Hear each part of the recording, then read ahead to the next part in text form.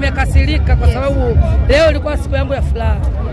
Nilitarajia kabisa kwamba leo siku ya furaha tunakuja uwanjani tunaangalia ambacho tulichokusudia kwamba leo tunakuja kuangalia. Lakini baada ya muda mchache eti tunasikia kwamba mpira umeahirishwa. Na kuahirishwa kwa mpira ni masaa 24. Kuna tatizo gani? Kuna mabomu? Kuna mvua imenyesha? Kuna hali ya hewa mbovu? Wameahirishwa kwa sababu ya sheria na taratibu ambazo zimewekwa. Hakuna sheria ya kuahirisha mpira kwa sababu fulani ya kufanya mazoezi. Kama ingeahirishwa, tunatoka hapa tunaenda kucheza mpira ncheza nje. Mnaambia uwanja huu hamfanyi mazoezi, mnaenda uwanja fulani kufanya mazoezi. Mbona haihirishwi mechi? Kwa hiyo mama unamaanisha kwamba sababu ambazo zimeahirisha mechi si sababu ya msingi. Hakuna sababu ya msingi kuahirisha. Kwani Yanga ndio wamewakataza? Mwenye meneja wa uwanja ndiye leo amethibitisha kwamba uwanja magari ya Simba yamekuja na watu ambao sio wachezaji wachache na wazee. Kwa hiyo na mbuzi. Makosa yapi wapi? Makosa tunemlaumu Karia. Rais wa TFF ndio mwenye makosa. Kwa nini mama? Kwa nini huyu anaibeba Simba sio kitu kingine? Na alijua kwamba leo Simba anakaa. Huyu Simba kama swala hili lingekuwa limefanywa na Yanga, Karia leo angesema hivi, watu wote, mtu yote atakayeahirisha mechi hii kwenda uwanjani, basi pointi 3 zitachukuliwa na magoli 3 atapewa mtu mwingine. Kwa hiyo Karia ndio mwenye makosa. Lakini Karia kaona kwa sababu Simba ndio aliahirisha. Ndio maana na yeye ni mwana Simba, ndio maana kaamua kuwabeba Simba.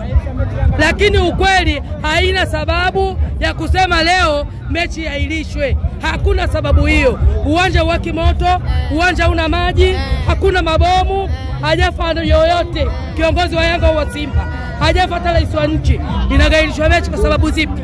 Kuna sababu? Kwani uwanja Simba hujui? Sio anaujua? Sio anaujua? Wametoka kucheza juzi, hawajui. Kwani mama unatokea wapi? Mimi natokea Dar es Salaam. Kwa hiyo umo ndani ya Dar es Salaam. Nimeumia, mimi niko ndani ya Dar es Salaam. Tena sio mbali hapo Msongola. Lakini naumia. Kwa nini iwe hivyo? Mpira unaendeshwa kidikteta kwa sababu gani?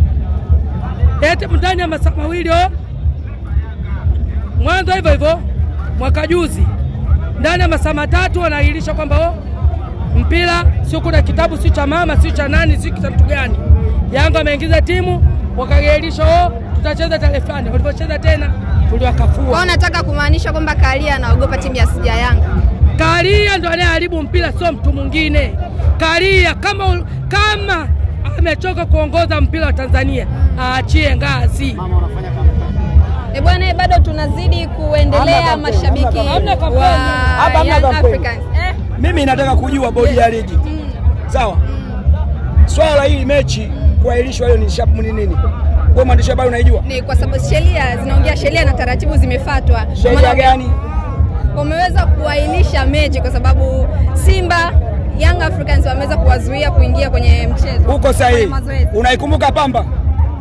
Simba alifanya mazoezi?